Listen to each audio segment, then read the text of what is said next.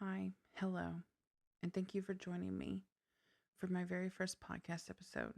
I'll be your host, Morbid, and this is the flagship installment of Gruesome Chats. For the next few episodes, we're going to be exploring an epidemic that has been growing in the shadows of the internet for years, an online pipeline of radicalization aimed primarily at young men and the real world violence that has emerged from it.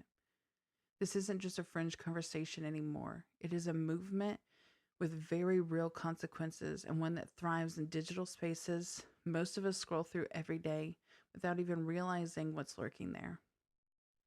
My goal is to talk about this topic with care, clarity, and honesty, why it's so alarming, what warning signs to look for, and how this ecosystem operates beneath the surface. And today we begin with a case that many consider the catalyst for the modern incel movement, the story of Elliot Rodger. On May 23rd of 2014, Peter Rodger and his ex-wife Lee Chin found themselves in a Home Depot parking lot in Isla Vista, California, waiting for information. Earlier that day, the parents, along with half a dozen others, received an email from their son, Elliot. The 137-page document entitled My Twisted World was a menacing manifesto of hate written by their struggling son, outlining his troubled thinking in his final days. But how did we get here? How did Elliot, like so many others, lose his way so aggressively and become this version of himself? To understand how we got here, we need to understand where Elliot came from. He was born in London to Peter Rodger and Lee Chin. Chin had been a unit nurse on Indiana Jones in The Last Crusade, and Peter worked in filmmaking, mostly directing TV commercials, and also later working on the Hunger Games franchise. At the age of 5, Elliot, his parents, and his little sister Georgia moved to California. His father described this time as the good years. Elliot was a happy young boy, full of wonder and laughs, but that would not last. At age 7, his parents divorced, and at 8, his father remarried to a Moroccan actress named Samaya Akabon, known for her appearance in the film Green Zone. This is the year Elliot began a long journey with therapy. This is also around the time that Elliot documents his issues with rage starting. In a journal, he stated, "My little 9-year-old self realized that there were hierarchies, that some people were better than others. Jealousy and envy, those were two feelings that would dominate my entire life and bring me immense pain." But his father claims that he hid that pain well. It all has to come to this. I'm 22 years old and I'm still a virgin. I've never even kissed a girl. You forced me to suffer all my life, and now I'll make you all suffer. I've waited a long time for this. I'll give you exactly what you deserve, all of you. All you girls who rejected me and looked down upon me, and all of you men for living a better life than me, all of you sexually active men. I hate you. I hate all of you. Hearing those words in Elliot's own voice shows the striking divide between the boy his father remembers and the man he ultimately became. A divide shaped by years of isolation, resentment, and online radicalization. Elliot was quiet and shy. He had few friends in elementary school and OCD-like tendencies. He was very particular about how things were organized, needing his dinner plate in the same position every night and wearing the same clothes repeatedly. After his death, it was posited he may have had a form of autism, but he was never formally diagnosed. "If he were sitting here right now," his father said, "you would think, what a polite boy. There's no way I thought that this boy would ever hurt a flea. He'd never even been violent or showed any violent tendencies, ever, ever." his father said to Walters during his interview. Let's hear what Elliot has to say about that. Humanity is a disgusting, wretched, depraved species. If I had it in my power, I would stop at nothing to reduce every single one of you to mountains of skulls and rivers of blood.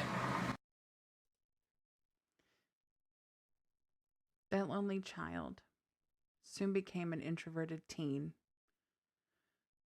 who dived way too deep into the cyber world, including the world of WoW, also known as World of Warcraft, an online fantasy game.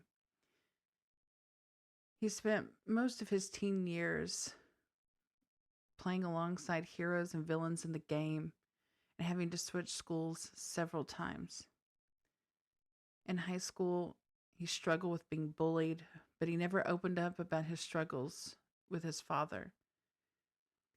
He faced having food thrown at him, being shoved into lockers, later writing in his journal, "I was an innocent, scared little boy, trapped in a jungle full of malicious predators, and I was shown no mercy." Neither were his victims. 911, what's the address of emergency? You're guessing somebody else is on the line. Okay. I don't know what just happened. Okay. Were you injured? Okay, where are you? Somebody else is. We're at Ivy Deli in Isla Vista. Okay, you're at Ivy Deli and somebody shot? Yeah. Okay. Okay. Okay, I understand. Okay, I'm getting help started. Do you know how many people are hurt? I don't know.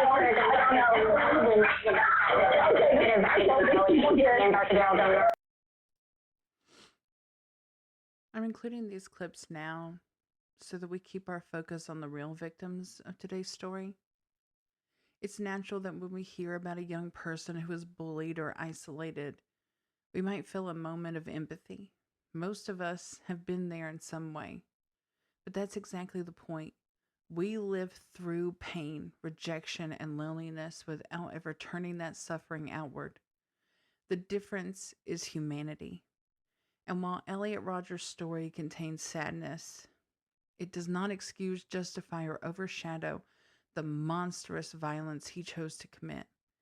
Sympathy belongs only to the people whose lives he shattered. For all the things Elliot had, a BMW, nice clothes, he wanted one thing he would never obtain with money or status: a girlfriend. The young man became obsessed with sex on an unhealthy level, writing in his journal, "Finding out about sex is one of the things that truly destroyed my entire life. Sex, the very word, fills me with hate. I would always covet it and always fantasize about it, but I would never get it."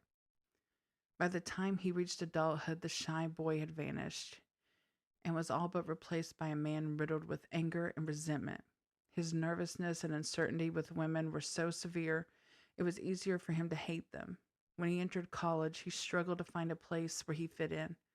His brief stint at UC Santa Barbara was marked by isolation and frustration, and he eventually left, later enrolling in Santa Barbara City College. It was during this period of disconnection and bitterness that the dangerous fantasies he had nurtured for years began to take a more concrete and terrifying shape. At college, Elliot began planning his revenge on the people he felt had victimized him, his female classmates.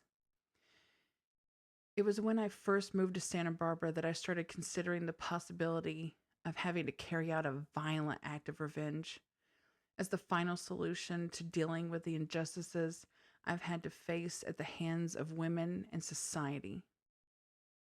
He shared this rage in misogynistic online forums, writing, "Start envisioning a world where women fear you." This case is significant because it provides a clear blueprint on how a young man can spiral into violence. He documented his thoughts and feelings from an early age, possibly encouraged by his therapist to write and reflect. His case has become a textbook example of radicalization, and his manifesto is still referenced as historically significant for those studying on how to prevent similar tragedies. Elliot had attended a party the summer before committing this tragedy, and it did not go well. He was hell-bent on losing his virginity and attended the party with the express purpose of doing so before turning 22. The girls at the party ignored him, and this only fueled his rage at young women. And I can be fun too, if they just give me a chance to open up. But girls never give me a chance because they're evil and cruel like that. It was reported he climbed up a ledge, mimed shooting at partygoers with his fingers, and then attempted to push girls off the cliff. Young men at the party intervened and shoved him off, causing him to break his ankle. He wrote in a journal about this party, stating, "No girls were paying attention to me. I was wearing my best clothes and my golden necklace when I saw some pretty girls at the party who were talking to a group of guys who looked like obnoxious slobs. I became so enraged. No girls were paying attention to me. I went up to the group of obnoxious guys and in my drunken rage acted cocky and arrogant to them." This is a very different story from what he told his father about the incident. Peter came to pick up his son and claimed to be the victim, to have been bullied and called slurs before being beaten. He parroted the same story to the police, but the case was later dropped after investigation showed he had been the aggressor. Reflecting on this later, his father said, "He was such a good liar. He was such an incredible liar." I feel like this line is so important because you can really feel the change in how his father saw him. He had described a wonderful, happy, and polite little boy turning into a fantastic, lying adult. He is a shell of the boy he was, who became obsessed with intimacy, full of entitlement and hatred. This is who he became. Though Elliot had seen many therapists in his life, he was never diagnosed with a mental illness. Because he had no diagnosis or showed warning signs, he was able to legally purchase 3 handguns to use for his nefarious plans, stating he bought 3 in case 2 malfunctioned, wanting nothing to slow down his retribution. He practiced with them at a firing range, later writing of the experience. "As I fired the first rounds, I felt sick to my stomach. There I was, practicing shooting with real guns because I had a plan to carry out a massacre. Why did things have to be this way? They didn't have to be this way, but a deluded, broken young man made it this way. He shaped his reality to this inevitable end." Elliot viewed himself as a magnificent being, a god amongst men, who had the final say in others' lives.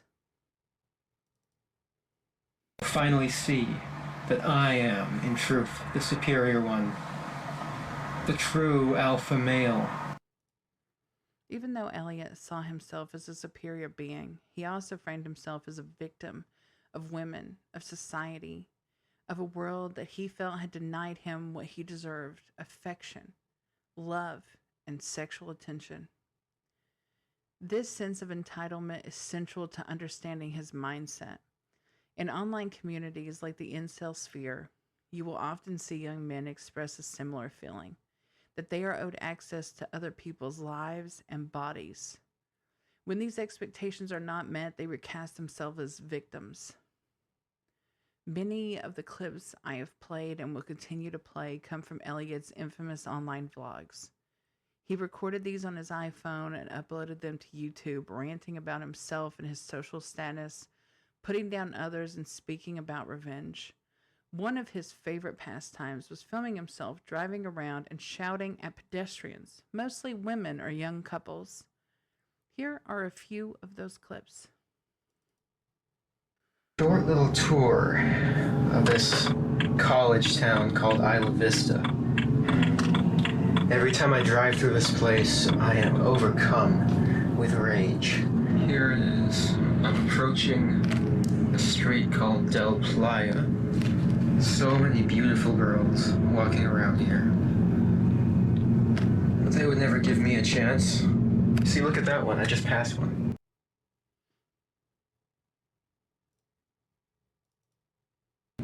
Look at this.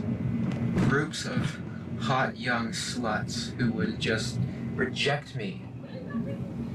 And look at these douchebags right here. These assholes, these obnoxious little slobs. Those are the kind of guys that girls like, instead of magnificent gentlemen like myself. These videos show Elliot harassing strangers he judged from a distance. His hatred is palpable, and watching them gives a disturbing glimpse into his mindset in the days leading up to the shooting. While most responses to these videos were negative, a small number resonated with him. This is one of the scariest aspects. These vlogs later helped radicalize other young men. In fact, 3 individuals later devoted their violent acts to Elliot, following the ideology of the Supreme Gentleman, as he is called online. Another name that he has is the Incel Hero. His mother was worried when she hadn't heard from him in a few days in April of 2014, leading her to search for Elliot online, seeing if he was in a hospital or had been arrested. She found no hospital records, but what she did find was his YouTube channel. She watched the bizarre videos showing her son spouting hatred and vitriol at the unsuspecting public. Although the videos were distressing, they did not contain specific threats. Chen, Elliot's mother, knew he wouldn't allow them to mentally evaluate him. She called his life coach in Santa Barbara, who called the mental health hotline. They alerted police, who then went to perform a welfare check on him, taking 6 officers. Side note, is that not the most California thing you've ever heard? His mother was worried, so she called his life coach. Anyway, in their notes, police described Elliot as an extremely polite young man. They reported that he was not acting in a concerning manner and that he appeared to be fine. And he explained the online videos. I have good qualities to myself. I'm a gentleman. You know, I'm sophisticated. I'm polite. I have good values. However, this assessment, as we just heard, is the version of Elliot he wants others to see. He presented himself as the obedient, well-mannered young man who followed the rules and met expectations, a persona that convinced authorities he posed no threat. Tragically, their evaluation was incomplete. This highlights a broader issue in policing. Law enforcement is largely reactive rather than preventative.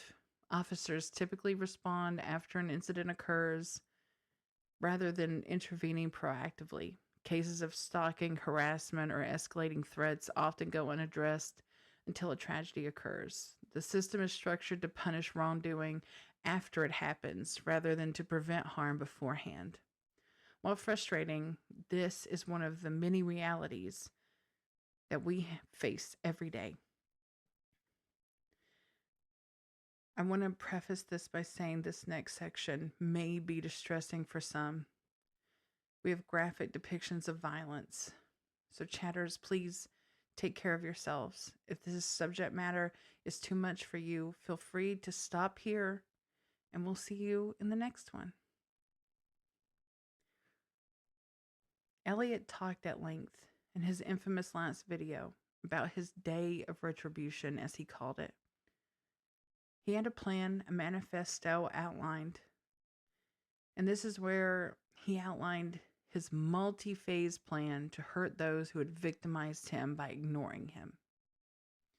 Phase 1 involved him killing his 2 roommates to make the apartment empty. Phase 2, he was going to lure others to his apartment to torture them. He wanted to kill the ones he deemed attractive first. He detailed how he would pour boiling water on their bare skin, along with flaying, stripping, and cutting their flesh before removing their heads. All this to remove their identity and strip them of their perceived status above him. Then disperse the body parts around the city streets while executing the rest of his bloody rampage. Phase 3 was to break into a sorority house called Alpha Phi at UC Santa Barbara that he had been stalking for quite some time. He considered these young women the embodiment of the women who had rejected him. He planned to kill as many of the women as he could. To start off his day of retribution, Elliot killed his 20-year-old roommates, Wuhan Wang and Chen Hong. Wuhan had 15 stab wounds and 23 slashes. Chen Hong was stabbed 25 times and had 12 slashes. He left their bodies face down with bed sheets and clothing covering them. George Chen got the worst of Elliot's rage.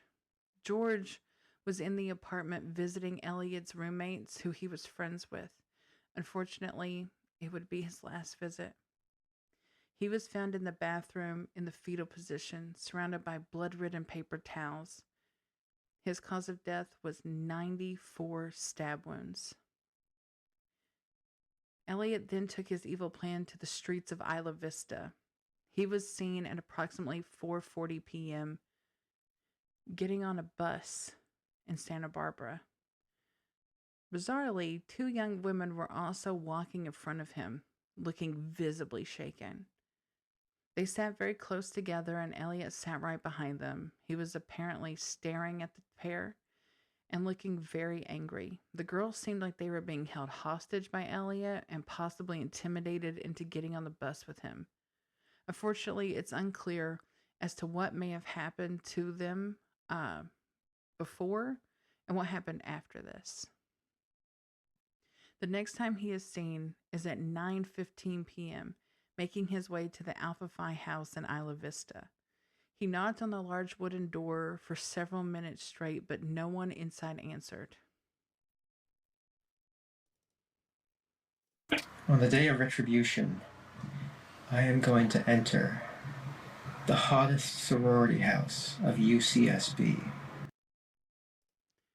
A code was required to enter this residence, and Elliot had no idea, this seeming to be the only thing that spared the women inside. Elliot's inflated sense of self-importance may have led him to believe that someone would simply open the door for him without question. In his mind, he was an attractive, well-dressed young man. So why wouldn't they? This distorted belief in his own desirability and entitlement was consistent with the larger pattern of thinking he expressed throughout his writings and videos. The pounding on the door eventually stopped, giving the young women inside a brief moment of relief. That relief only lasted seconds before the sound of gunfire erupted outside. When the residents cautiously looked out their windows, they were met with an unimaginable sight. 3 young women lay on the sidewalk and in the nearby grass, critically wounded. First responders arrived to treat 19-year-old Veronica Weiss and 22-year-old Catherine Cooper, but tragically, both of them succumbed to their injuries. Unable to gain entry to the building, Elliot drove away and began shooting at random pedestrians. These young women did not know him. They had never interacted with him. Yet, in his distorted worldview, women as a whole had wronged him for denying him affection, validation, and attention he believed he was owed. This sense of entitlement and resentment formed the core of his motivation. The third victim, whose name was not released publicly, survived her injuries. According to witnesses, she was heard on the phone with her mother, crying out that she believed she was going to die too. This is a devastating detail and one that echoes the anguish heard in other mass casualty events where victims who use their final moments or moments they fear may be their final to reach out to loved ones. The emotional weight of receiving a call like that is almost impossible to comprehend. At 9:27 p.m., police responded to reports of loud bangs near Embarcadero del Norte and Pardell Road. When officers arrived, they approached a group of students and asked if they knew where that noise had come from. The students said they thought it was fireworks, completely unaware that what they had heard was gunfire. That misunderstanding shows just how unprepared the community was. So many people in the area didn't recognize the sound of gunshots. They assumed it was something harmless, while in reality, a tragedy was already unfolding around them. Moments later, officers noticed a black BMW parked in front of the Isla Vista Deli, a popular local spot. A young man suddenly sprinted toward the car, jumping in and tore off down Pardell Road at a high speed. The officers didn't know it yet, but the driver was Elliot Rodger, already leaving a trail of devastation behind him. Radio calls came in directing police into the deli. Inside, they found a young man on the ground, bleeding heavily from gunshot wounds to his chest. He was identified as 20-year-old Christopher Martinez, a UCSB student. Officers tried to save him, but he died at the scene. And this wasn't the end. Rodger's rampage was only beginning. After fleeing the deli, he drove through Isla Vista, shooting at pedestrians and striking others with his car. By the time he was done, 14 people had been injured. Multiple officers responded, and several were forced into shootouts with him as he continued his attack. I was shot at from a two-door BMW, westbound from Alabama. CPR in progress. Actually, we got another gunshot. Victim at shots fired, shots fired. The first shootout took place at Del Playa, a road where Elliot fired his weapon at one of the authorities from his BMW. The officer, while taking shelter between two parked cars, was forced to shoot back in defense, but was unable to stop him. Next, Elliot traveled down Sabato Tarte Road while shooting his handgun out of his window and passing citizens, running for their lives. Multiple officers around the area opened fire on the car, and only one round confirmed to have entered the vehicle. The bullet wounded Elliot in his upper left thigh, but unfortunately could not bring the ambush to a stop. All those popular kids who live such lives of hedonistic pleasure while I've had to rot in loneliness for all these years. They've all looked down upon me every time I tried to go out and join them. They've all treated me like a mouse. Well, now, I will be a god compared to you. The sense of grandiosity in Elliot's worldview is unsettling. It raises difficult questions. How does someone come to think this way? How does an ordinary human being develop a mindset so detached from reality and so centered on their own perceived superiority? Loneliness alone doesn't explain it. Many people experience loneliness without developing violent fantasies. Building meaningful connections requires effort, self-reflection, and an ability to see value in others. Elliot, however, rejected all of that. Instead of pursuing hobbies, friendships, or growth, he spent hours driving around Isla Vista, judging strangers and reinforcing his own resentment. What stands out most is his profound sense of entitlement. He expected time, attention, affection, and intimacy from others without believing he should have to change, engage, or contribute in any meaningful way. In healthy social relationships, there is an unspoken contract. We coexist without assuming others owe us anything. Elliot operated outside that contract. He believed the world should give him what he wanted simply because he wanted it. This entitlement existed alongside a life of material privilege. He drove a new BMW, wore designer clothing, and lived comfortably. Yet was consumed by anger that women did not respond to him romantically. He offered no emotional reciprocity, no empathy, no respect, yet expected devotion in return. Seeing this mindset play out in real time is disturbing, and it reflects a broader pattern seen in similar cases. This combination of grandiosity, self importance, and lack of regard for others forms a belief system where people only matter if they validate the individual's sense of worth. For Elliot, anyone who did not admire him became part of the perceived injustice he believed he had to correct. To quote Elliot, "You all will be animals. You are animals." The shooting would end at 9:35 p.m. when Elliot smashed his car into the back of a parked Jeep, attempting to strike a biker on the sidewalk. The biker was placed in handcuffs before it was established he was not involved in the crimes, and first aid was rendered. The attack lasted only 8 minutes. In that brief span of time, Elliot killed 3 people by gunfire and injured 14 others by striking them with his car.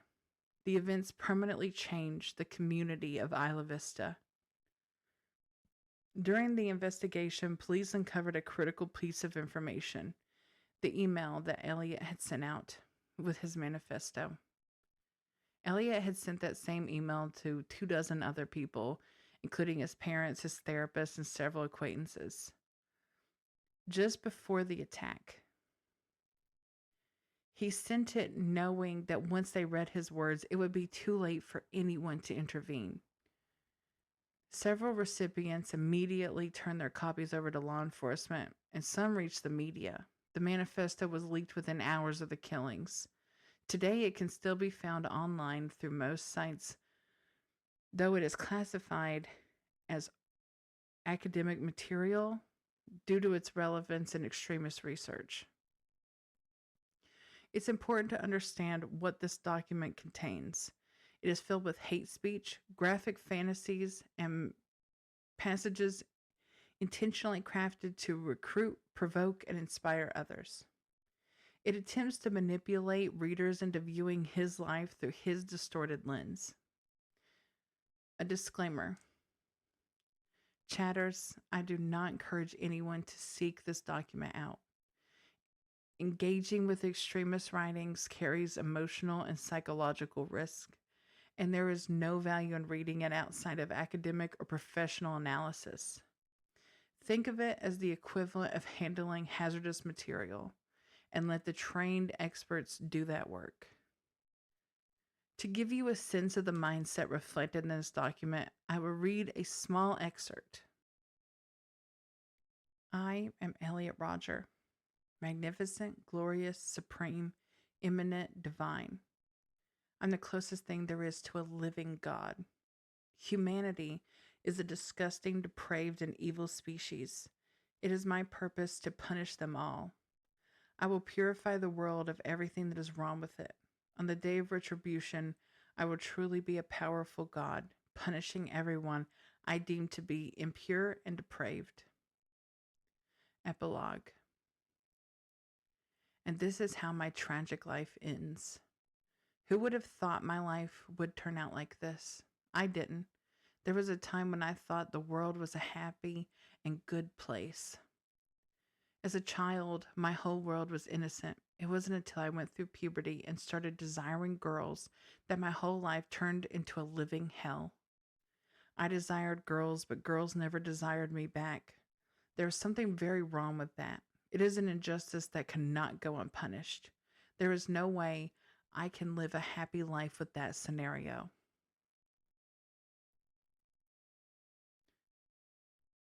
Police returned to Elliot's apartment, where they discovered the bodies of his roommates, Wuhan and Ching, along with their friend George. As officers searched the residence, they found numerous items showing that Elliot had been planning his attack for a significant period of time. Inside his room, investigators recovered a small sledgehammer, an 18-inch machete, a zombie killer fixed blade knife, a folding knife, several handgun cases, lottery tickets, a copy of The Art of Seduction, a printout of his 137-page manifesto and personal journals, along with a hand-drawn image of a person being stabbed by multiple knives. These items, along with the other materials collected at the scene, made it clear the attack was premeditated and meticulously planned. He had a journal that was ripped apart, with the last entry being on May 23rd of 2014, the day of this tragedy. It read, "I had to tear some pages out because I feared my intentions would be discovered. I taped them back together as fast as I could. This is it. In 1 hour, I will have my revenge on this cruel world. I hate you all. Die." Additionally, one of Elliot's button-up shirts and a pair of denim jeans were found on his bed sheets. A majority of the clothing was infused with blood, most likely the outfit that Elliot wore while killing his roommates and their friend. Officers then noticed lengthy slashes and cuts that were made to his bed, which suggests that Elliot had been practicing on how to use the deadly weapon before turning it on his first 3 victims. Most unsettling of all, authorities found Elliot's computer with a message displayed that said, "Your video has been uploaded." That upload was his final and most infamous YouTube video, entitled Elliot Rodger's Retribution. In it, he described his violent plans and declared his intent to extract what he saw as revenge on the people of Isla Vista. Tragically, this discovery came after he had already completed his attack. In the years since, a small but dangerous subset of online extremists have attempted to recast Rodger as a figure worthy of admiration. To the overwhelming majority of people, and in the view of law enforcement, he is remembered as what he was: a violent, premeditated murderer, not a hero. Some later attackers, including Alec Manassian, explicitly referred to Rodger in his writings, underscoring how extremist ideology can spread through online communities like a cancer. By the time authorities reached him, Elliot had already taken his own life. Inside his car, investigators found a Sig Sauer pistol, several loaded magazines, multiple prescription medications, his iPhone 4 containing more than 200 selfies, and dozens of recorded video diaries. His autopsy later confirmed suicide, a conclusion many felt deprived the victims and their families of the accountability and answers they deserved. Of the shooting, his father said this: "I don't understand it. I can't wrap my head around it. It will haunt me for the rest of my life." Elliot's mother declined to discuss the events of that fateful day, only offering this: "I feel the world's attention would be focused on the victims' loved ones and remembering the beautiful lives that were so tragically lost." She is right. The victims must be remembered. They did not ask for this, and they did not deserve what happened to them. They deserve to be named and honored. And his victims were Wuhan David Wang, 20. Chen Wang James Hong, 20. George Chen, 19. Veronica Elizabeth Weiss, 19. Catherine Katie Cooper, 22. And Christopher Chris Ross Michaels Martinez, 20. These were the lives lost. These were the true victims. Elliot attempted to cast himself as the victim of this story, but the only thing he was the victim of was his own distorted thinking and his warped worldview, one that led him to destroy the lives of strangers who had done nothing to him. But this story didn't end in 2014. In the years since, extremist corners of the internet have twisted his violence into mythology. They call him an incel hero, not because of who he was, but because his actions became fuel for a movement built on resentment, misogyny, racism, and isolation. This ideology doesn't just stay online, it festers, it spreads, and we've seen time and again how it can erupt into real world harm. Understanding how these belief systems grow, how they radicalize vulnerable people, and how they transform loneliness into violence is crucial. And it's why this series exists. This is only the beginning. There's so much more that we will be exploring throughout this series. But for now, I want to thank you so much for listening and for joining. And we will be back with more.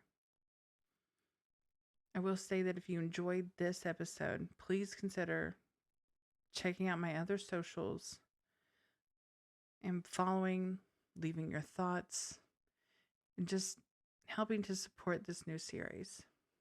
Stay weird, stay curious. Morbid out.